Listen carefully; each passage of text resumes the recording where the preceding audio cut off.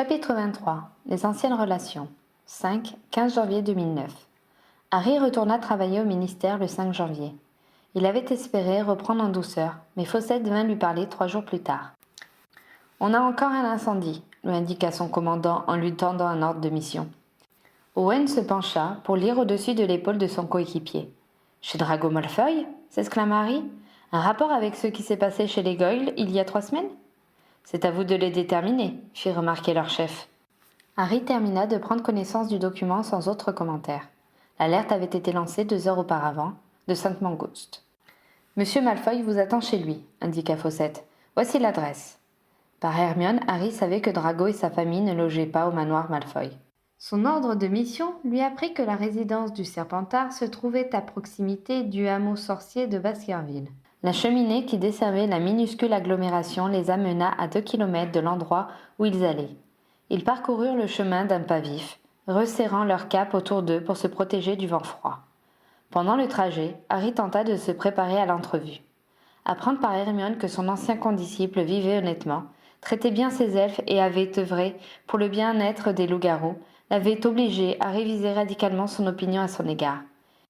Il ne ressentait pourtant aucune sympathie pour celui qu'il s'apprêtait à rencontrer, et ce serait bien passé de se retrouver en face de lui. En ce qui le concernait, moins il voyait Drago Malfoy, mieux il se portait. Un portail de fer forgé défendait la propriété. Ils étaient visiblement attendus car la grille s'entrebâilla lentement à leur approche. Ils avancèrent sur une pelouse bien entretenue. Une maison de taille moyenne aux pignons sculptés se dressait devant eux. Harry la trouva étonnamment simple pour héberger un Malfoy. Il se souvenait encore des proportions de l'endroit où il avait été détenu pendant la guerre, et les 2 demeures étaient sans commune mesure. Il se surprit à comparer l'habitation au terrier, tout en admettant que cette bâtisse-là avait plus de classe. Sur la droite, ils découvrirent les ruines noires et fumantes de ce qui devait être l'atelier de potions dont lui avait parlé Hermione. À mesure qu'ils approchaient, l'air se faisait de plus en plus âcre et l'odeur de brûlé devenait entêtante. Le bâtiment principal n'avait pas été épargné non plus. Ils notèrent des traces de suie qui entouraient l'une des fenêtres du premier étage. La porte d'entrée s'ouvrit avant qu'ils ne l'atteignent. Un elfe de maison les accueillit d'une voix polie, mais sans servilité. « Monsieur vous attend dans le salon. » Ils s'engagèrent à sa suite, dans un corridor simple aux murs blanchis à la chaux. Sur l'un d'eux, le portrait peu conventionnel d'une femme les suivit des yeux. L'air était lourd, charriant une odeur de brûlé. Ils furent introduits dans une pièce aux poutres apparentes sur lesquelles était gravée une frise de feuilles entrelacées. Un canapé confortable accueillait plusieurs peluches oubliées. Sur les murs, des gribouillis d'enfants côtoyaient des tableaux plus élaborés. Un cahier à croquis était posé sur la table basse. Drago Malfoy, que Harry trouva pratiquement inchangé, faisait les 100 pas. « Ah, enfin !» s'écria-t-il en les entendant arriver. « Vous en avez mis du temps !» Harry, qui avait espéré le retrouver moins agressif, marqua une pause. Son partenaire en profita pour répondre à sa place. « Nous ne sommes pas à ton service », répliqua sèchement Owen, qui ne semblait pas apprécier davantage Malfoy que Goyle. Le regard du maître des lieux tomba alors sur Harry. Les 2 hommes se dévisagèrent, conscients que leurs anciennes relations étaient caduques, mais ne sachant pas quelles seraient les bases de leur futur rapport.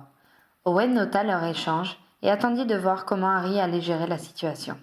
Harry prenait la mesure du nouveau Drago. Comme lui, il avait mûri en 10 ans, et sa colère avait perdu le ton de bouderie qui la caractérisait autrefois. Il remarqua les yeux fatigués et rougis, les traits tirés et un léger tic au coin de la bouche qu'il ne lui connaissait pas. L'homme passa une main lasse sur son front et garda le silence, laissant l'initiative à Harry. « À quelle heure le sinistre a-t-il éclaté ?» demanda l'Aurore, choisissant de rester dans le factuel. Drago parut revenir à la réalité. Ses traits se contractèrent et il répondit. « Vers 5 heures du matin. »« Sais-tu d'où il est parti ?» continua Harry, ayant décidé de ne pas mettre davantage de formalités dans le rapport déjà compliqué. « Je pense que cela a commencé dans l'atelier de potions. » Voilà qui était une piste à ne pas négliger. Il n'était pas rare qu'un feu prenne accidentellement sous un chaudron. « Tu avais laissé un chaudron mijoter, s'enquit Harry ? » Le regard de Malfoy flamboya. « Non !» répliqua-t-il glacial. « Pas plus que je n'ai laissé le feu allumé dans la chambre de mon fils. » Harry se retint de grimacer. S'il s'avérait qu'il y avait eu plusieurs foyers d'incendie, il y avait de grandes chances que l'origine en soit criminelle.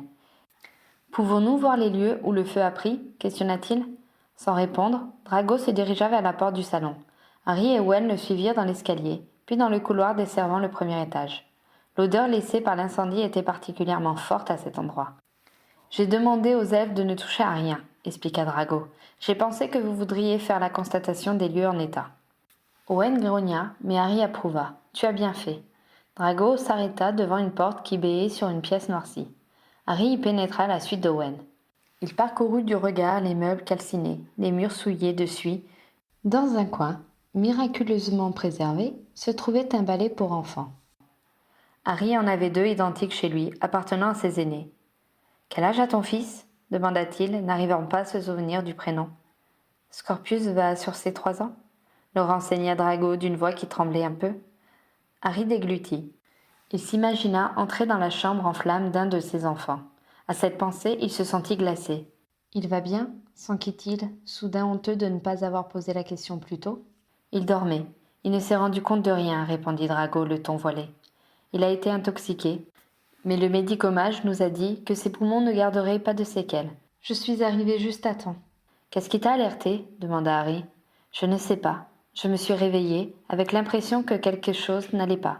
Je me suis levé, j'ai senti le brûler et je suis tout de suite venu ici, pour m'assurer que le petit allait bien. La pièce était en feu. Je me suis précipité vers son lit, qui, heureusement, n'était pas encore touché. Il ne s'est pas réveillé quand je l'ai pris dans mes bras.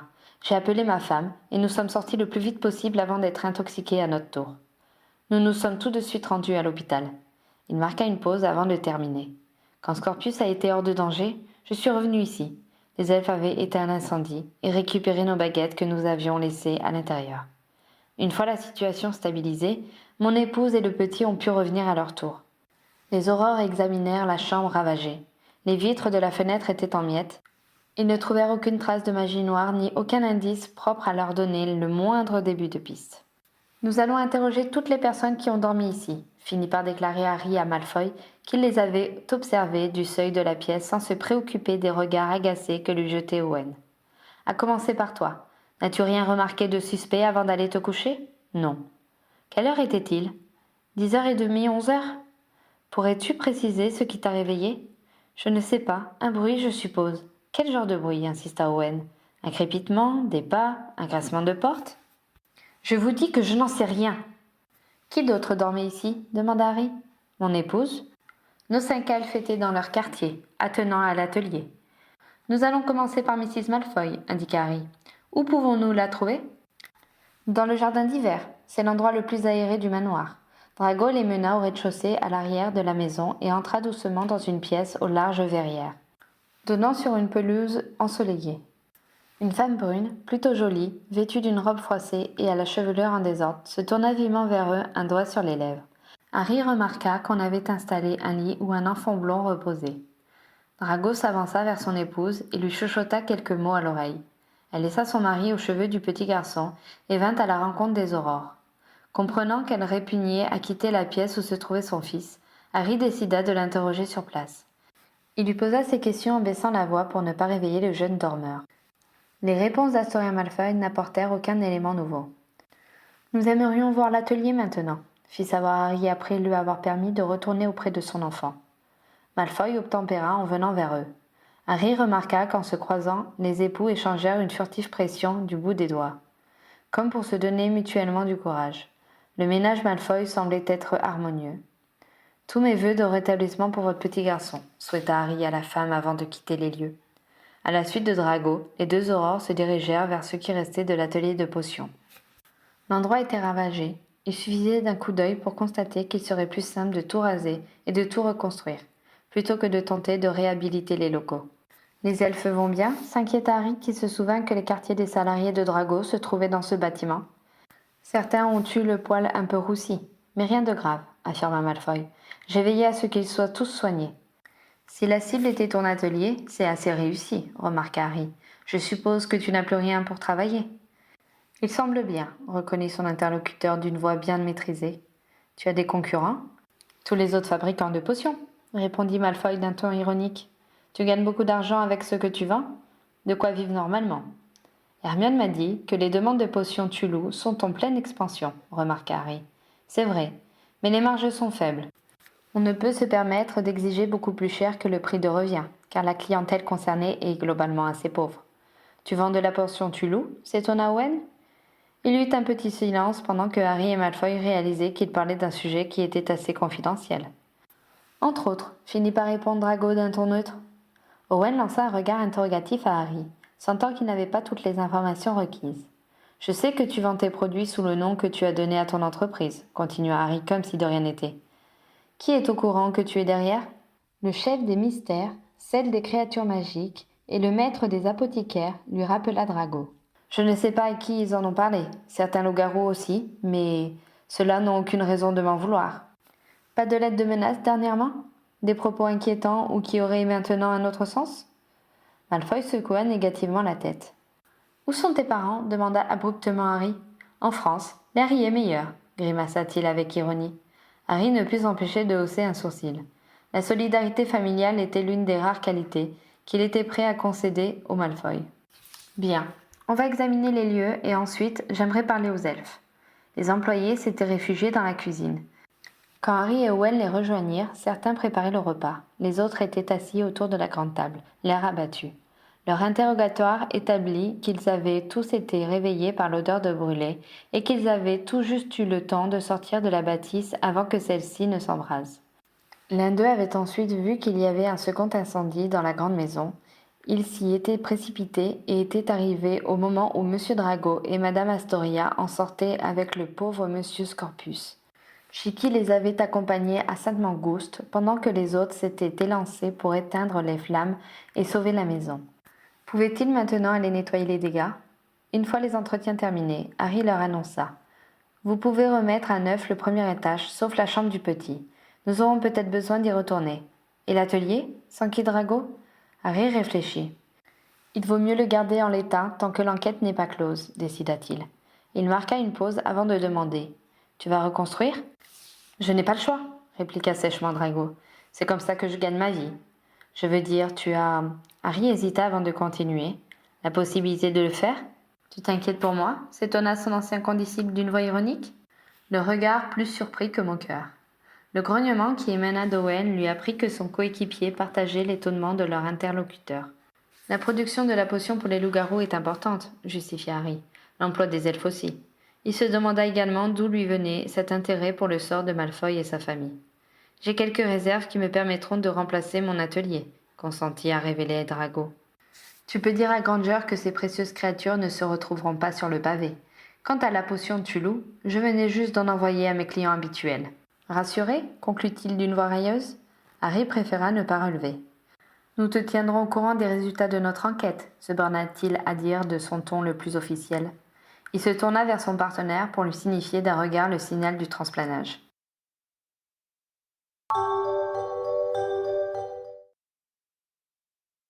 Harry et Owen s'installèrent à leur bureau pour noter les résultats de leur visite avant d'en oublier les détails. Ce fut Owen qui fit l'essentiel du travail, son chef étant perdu dans ses pensées. « Tu pleures sur le sort de Malfoy maintenant ?» fit Owen d'un ton aigre, le faisant revenir à la réalité. « Qu'est-ce que tu racontes ? T'es vraiment bizarre ce matin. » Son gosse a l'âge de mon second.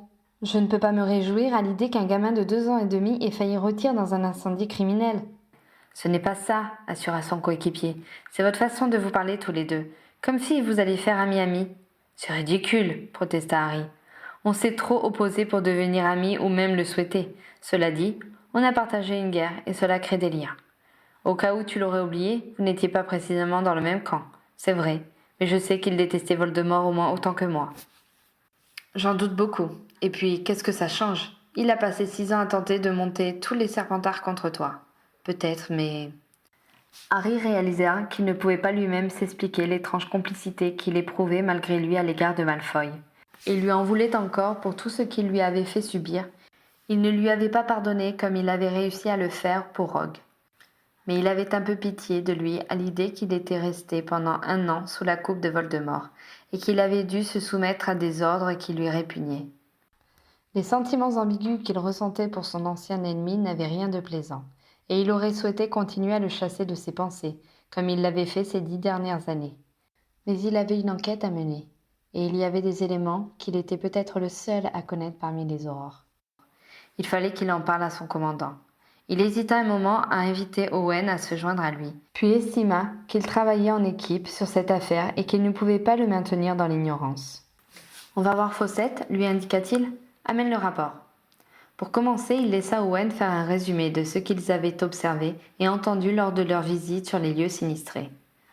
Puis estima qu'il travaillait en équipe sur cette affaire et qu'il ne pouvait pas le maintenir dans l'ignorance.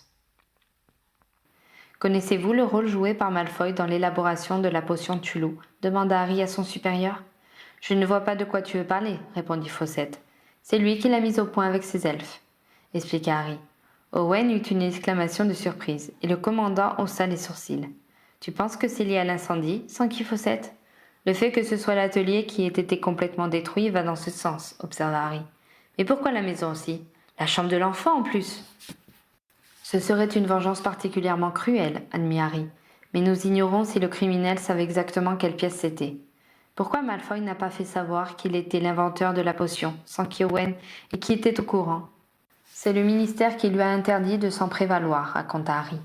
Il eut une réunion au sommet avec le maître de guilde des apothicaires, le chef des mystères, des représentants des créatures magiques et le ministre. On lui a racheté son invention, et il a dû promettre de ne rien dire. Il a seulement eu le droit de faire partie des labos à qui on a octroyé la licence pour la produire et la vendre. Tu penses que des apothicaires auraient pu s'offusquer en apprenant qu'il a eu ce droit, ne sachant pas qu'il l'avait légitimement obtenu ? C'est une possibilité, convainc Harry. Il est également envisageable que des personnes au courant n'aient pas apprécié qu'il ait des loups-garous et aient voulu le lui faire payer. Soudain, Harry songea à une hypothèse qui ne l'avait jamais effleurée. Et si Kingsley avait accepté la demande des apothicaires et des mystères non pour punir Malfoy de son rôle pendant la guerre, mais au contraire pour le protéger des opposants à l'évolution de la condition des loups-garous, cela ressemblait davantage au ministre qui n'était pas d'un caractère vindicatif ni rancunier. Dans cette hypothèse, les loups-garous les plus intégristes pourraient également lui en vouloir, songea Fawcett. Ils ne voient pas d'un bon œil que leur frère ne se transforme plus du tout. Ce fut au tour de Harry d'être surpris. « On a fait des enquêtes sur les loups-garous ?» demanda-t-il. « Pas nous, mais le département des créatures magiques. Sa chef me passe quelques rapports quand elle pense que cela peut nous intéresser. »« Elle n'est pas spécialement pro-loup-garou, remarqua Harry. »« Les membres de magie, Quidditch et tradition ne doivent pas être tellement favorables à cette potion non plus, alors, ajouta Owen. Malfoy considéré comme un traître à son sang, qui l'eût cru ? Ajouta-t-il d'un ton qui indiquait qu'il n'appréciait pas du tout d'être obligé de revoir son jugement sur son ancien camarade de maison.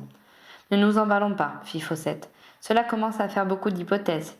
Même en tant que victime, Malfoy nous emmerdera jusqu'au bout, résuma Owen avec une mauvaise foi qui donna à Harry l'impression d'être moins seul.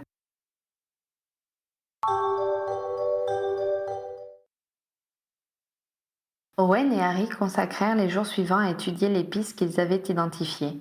Ils interrogèrent Fabien Touillet, le maître de guilde des apothicaires.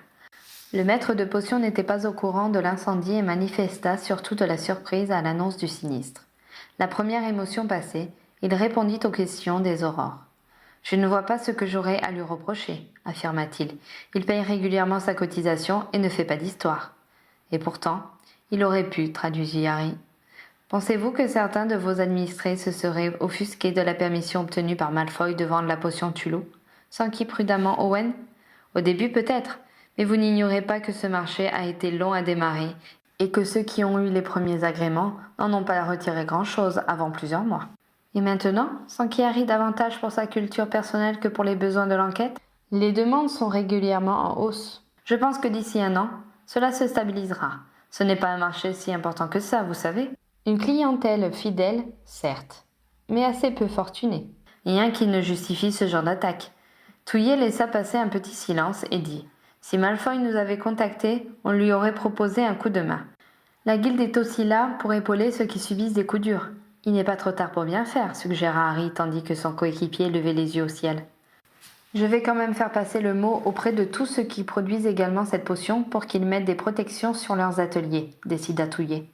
Ce serait sage, admit Harry. Nous ne savons pas encore ce qui a justifié cette attaque. Mieux vaut prévenir que guérir.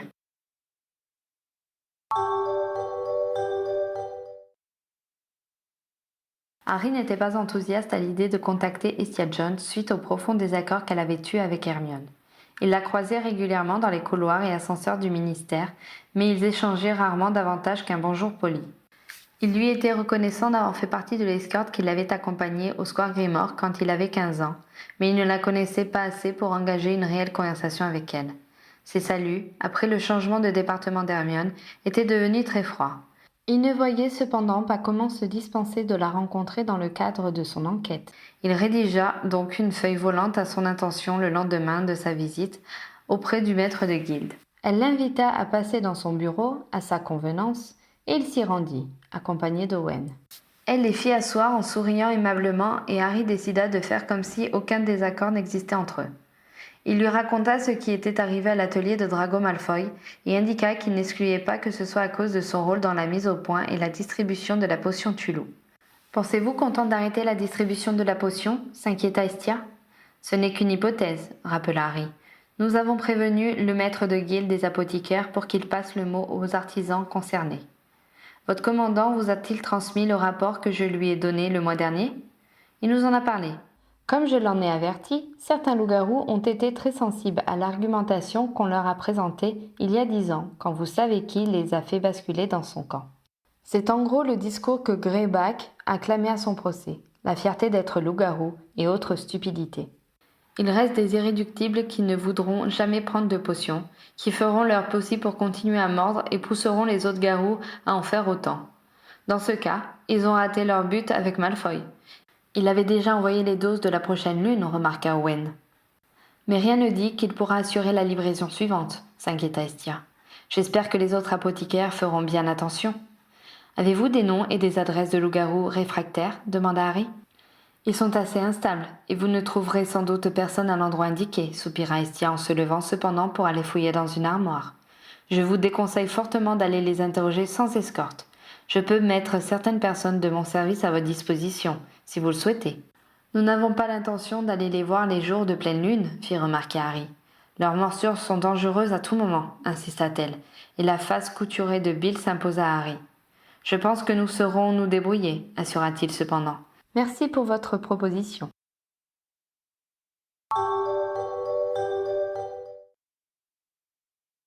N'ayant pas d'autres pistes, Harry et Owen passèrent le reste de la semaine à tenter d'approcher les loups-garous, fichés par le département des régulations. Comme les avait prévenus Estia, les adresses qu'ils avaient récupérées étaient la plupart du temps désertées. Ils parvinrent à interroger 3 ou 4 personnes renfermées et sur la défensive. Harry détesta avoir à leur poser des questions et exiger de fouiller leur maison. Il était loin d'être persuadé que les loups-garous étaient ceux qui avaient détruit l'atelier de potions de Malfoy. Il était cependant conscient que cette conviction était avant tout basée sur l'image positive qu'il avait des garous en général, du fait de son amitié pour Remus et des certitudes d'Hermione qui l'avaient conditionné à les considérer comme des victimes. Mais ce n'était pas assez pour écarter une piste logiquement déduite, et Harry se forçait à faire ce qu'on attendait de lui. Après tout, ce n'était que des questions, et il demandait toujours la permission avant de fouiller les habitations, même s'ils savaient tous qu'opposer un refus n'était pas envisageable. Le 3e jour, ils trouvèrent avec difficulté la demeure qu'ils recherchaient. Sans les précisions de leurs documents, ils n'auraient jamais remarqué la masure qui se dressait contre un petit bois de la région de Norwich. Quand Owen frappa la porte, le battant s'ouvrit sous la poussée de son poing. Ils jetèrent un regard à l'intérieur. L'endroit était manifestement habité. Il y avait des hardes sur une chaise à 3 pieds et des couvertures élimées sur un sommier miteux dans un coin. Profitant que les lieux étaient vides, ils procédèrent à une fouille sommaire, mais ne trouvèrent rien d'autre que la trace d'une misère noire. Quand ils ressortirent, ils tombèrent nez à nez avec un homme maigre et sale, qui demeura figé un moment avant de décamper dans le bois, zigzagant à travers les arbres. Par réflexe, les horreurs s'élancèrent à sa poursuite. Ils étaient sans doute en meilleure condition physique que leur gibier, mais l'individu était propulsé par la panique et parvint à rester hors d'atteinte durant un certain temps. La distance entre eux, cependant, s'amenuisa rapidement. Harry l'avait presque rattrapé quand ils parvinrent à une rivière. L'homme se précipita sur la passerelle en bois qui l'enjambait. Arrivé au faîte de l'arche, l'autre s'arrêta brusquement. Harry, qui était sur ses talons, le percuta de plein fouet. Déséquilibré, l'aurore vacilla et tomba dans l'eau dans un plouf sonore. Alors que l'onde glacée se refermait sur lui, il resta un moment paralysé par le froid, avant que son instinct de survie ne lui fasse agiter convulsivement ses bras et ses jambes. Le courant était rapide et Harry fut entraîné par une force contre laquelle il ne pouvait lutter. Il ouvrit la bouche pour respirer et une vague le gifla à ce moment, lui faisant avaler une grande goulée d'eau. Il se débattit avec l'énergie du désespoir pour s'arracher au flux qui l'emmenait, mais sans succès. Il avait bien suivi des cours de natation à l'école primaire, mais ses courtes immersions dans la piscine municipale, affublées d'un maillot de bain trop large qui avait appartenu à Dudley et qui s'obstinait à glisser, n'avaient pas suffi à lui inculquer une technique propre à se tirer de ce mauvais pas. La poitrine en feu, il commençait à paniquer sérieusement quand il sentit une force le soulever et l'extirper de la rivière. Il plana un instant, puis heurta la terre ferme dans un choc qui expulsa l'eau qui se trouvait dans ses poumons. Il cracha et toussa un moment, avant de parvenir à se redresser péniblement, le corps secoué de violents frissons. Il vit Owen, accroupi près de lui, l'observant l'air vaguement inquiet. « C'est toi qui m'as sorti de là » demanda Harry. « Non, c'est Merlin » persifla son coéquipier. Il se releva et devint flou aux yeux de Harry. Machinalement, le jeune homme porta la main à hauteur de ses yeux. Comme il l'avait pressenti, il avait perdu ses précieuses lunettes. « Axio, lunettes de Harry » intervint charitablement son partenaire. Harry vit un éclat passer devant lui et se précipiter dans la main ouverte d'Owen qui les lui transmit. Le rescapé chaussa les verres salvateurs sans pour autant améliorer sa vision, car ils étaient opacifiés par l'eau qui ruisselait toujours dessus. À ce moment, sa baguette perdue lors de son plongeon atterrit juste devant lui. « Merci, dit-il avec gratitude. » Il la saisit et en profita pour se lancer de grands sorts de séchage qui n'atténuèrent que modérément sa sensation d'être à moitié congelé. « Je suppose qu'il a filé, avança-t-il en se souvenant de leur mission. « J'ai pensé qu'il était plus urgent de te tirer de là, se justifia Owen. Tu ne sais pas nager ? J'ai su. J'aurais peut-être fini par me souvenir comment on fait, espéra-t-il. Si tu refais un essai, je te conseille la branchiflore, persifla Owen. Ouais, admit Harry. Remarque, je ne suis pas pressé de recommencer. Bon, je crois qu'on ferait mieux de rentrer. De toute manière, on n'a rien trouvé de compromettant chez lui, reconnut Owen. Au fait, pourquoi on lui a couru après ? Par habitude, j'en ai bien peur. On a tendance à considérer toute personne fuyant devant nous comme n'ayant pas la conscience tranquille. Je suppose qu'être loup-garou ne se soumettant pas aux déclarations obligatoires rend un peu méfiant. Le pauvre, il risque de ne pas oser revenir chez lui et perdre le peu qu'il avait. Il aurait mieux fait de répondre à nos questions sans faire d'histoire, jugea Owen. Je déteste cette enquête, grogna Harry en se levant. Allez, on rentre. On ne trouvera rien d'autre aujourd'hui.